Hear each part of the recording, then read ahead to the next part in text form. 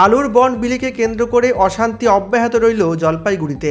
আমাদের কোনো দাম নাই জীবনের, আমরা পাচ্ছি না কেন? বন্ডগুলা কাকে দিল?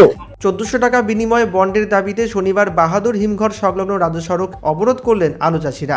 আসলে বন্ডটা টোটালটাই হচ্ছে কালোবাজারি করার চেষ্টা। কৃষকের কাছে বন্ড থাকবে না, পাইকারের কাছে বন্ড থাকবে, মালিকের কাছে বন্ড থাকবে, তারা ইচ্ছে মতো বন্ডটাকে ডিস্ট্রিবিউট করবে। কৃষক দীর্ঘদিন থেকেই এই সমস্যার সম্মুখীন, কৃষকরা ভুক্তভোগী হয়ে রাস্তাঘাট অবরোধ করছে। জানা গিয়েছে বাহাদুর হিমঘর থেকে রোজ 200 জনকে বন্ড দেওয়ার সিদ্ধান্ত নেওয়া হয়েছিল। এদিকে দেখা যায় শেষ রাত থেকেই হিমঘর গেটের সামনে প্রায় 1000 কৃষক হাজির। কেউ গেট ঠেলে ঢোকার চেষ্টা করছেন, কেউ আবার পাঁচিল টপকে হিমঘরে ঢোকার চেষ্টাও করেন। এরপরই হুড়োহুড়ি শুরু হয়। আমার 5 গাড়ি দরকার, আমার যদি আমি 100 প্যাকেট পাই তো আমি তো লাফালাফি করবোই না, আমি তো লোকজন নিয়ে আসবো, এটা স্বাভাবিক জিনিস। আমি এত আলু কি করব? আলুর তো দামও নাই, আমি বিক্রি করব কোথায়? পরিস্থিতি সামাল দিতে সেখানে পৌঁছে যায় পুলিশ এবং র্যাব। পরিস্থিতি সামাল দিতে পুলিশকে নাজেহাল হতে হয়। পুলিশ কর্মীদের ঠেলে ঠুলে হিমঘরের ভেতরে ঢুকতে থাকেন অনেকে। এরপর পুলিশ লাঠিচার্জ করে বলে অভিযোগ। সেই ঘটনার পরই কৃষকেরা রাস্তা অবরোধ করে বসে পড়েন। ফলে এলাকায় যানজট তৈরি হয়। সেনাবাহিনীর গাড়ি সহ বহু যানবাহন আটকে পড়ে। বিকেলে অবরোধ ওঠে। এলাকায় উত্তেজনা থাকায় পুলিশ বাহিনী মোতায়েন রাখা হয়েছে। কালকে লাইনে দাঁড়াইতে হবে না, সবাই বন্ড পেয়ে যাবে। তারপরে বললো যে বাহাদুরের ছাড়া অন্য কোনো অঞ্চলে দিব না, সেটাও ঠিক আছে। কিছুক্ষণ পরে বলছে যে ভিতরে ফরমেট করা চলবে না, মানে বন্ধ। এগুলো কি ফাজলামি করতেছে? বনগুলা কোথায় যাচ্ছে? বন গিয়ে ঘরে রাখবে, বন তো বিক্রি নিশ্চয় করবে। তাহলে দিচ্ছে না কেন আমাদের?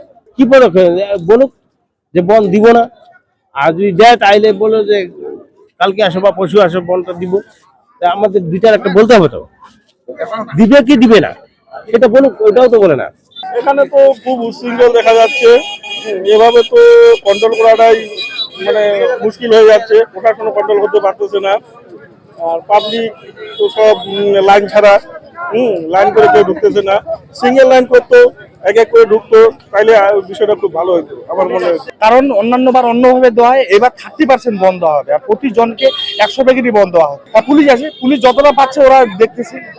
কিন্তু এত লোকে একজনকে 100 প্যাকেট করে যদি বনায়, এক একজনের 4 গাড়ি 5 গাড়ি আলো হবে, 100 প্যাকেট নিয়েও কি করবে? ভিড়ভাড়টা তো হবেই। যেই বন্ড থাকার কথা কৃষকের হাতে, সেগুলো থাকতেছে পুঁজিপতির হাতে, ব্যবসায়ীর হাতে। আলুর যে দাম নেই, সারের কালোবাজারি, সরকারের কোনো হস্তক্ষেপ নেই এইখানে। আলুটা বাইরে রপ্তানি হতে দিচ্ছে না, বাইরের আলু মার্কেট ধরতেছে। আমাদের আলু যে স্টোরেজ করে রাখবো সেটাও আমাদের ক্ষমতা নেই এখন। আলুটা যদি বাইরে সরকার রপ্তানি করে তবেই তো আলুটা বিক্রি হয়ে বাইরে যাবে। যখন আলুটা বাইরে বিক্রি করতে দিচ্ছে না সরকার, বাইরে রপ্তানি বন্ধ করে দিছে, তো এটার ভুক্তভোগী সরকার পাবলিক হচ্ছে। পাবলিক এই জন্য রাস্তায় আজকে। প্রশাসন গেটটাকে আগলে রেখেছে। তাদের মালিকের সঙ্গে নিশ্চয়ই একটা আন্ডারস্ট্যান্ডিং আছে, তারা তো এখানে রীতিমতো হাজিরা নিয়ে ডিউটি করতেছে। কিন্তু কৃষকরা তো মার খাচ্ছে রাস্তায় না।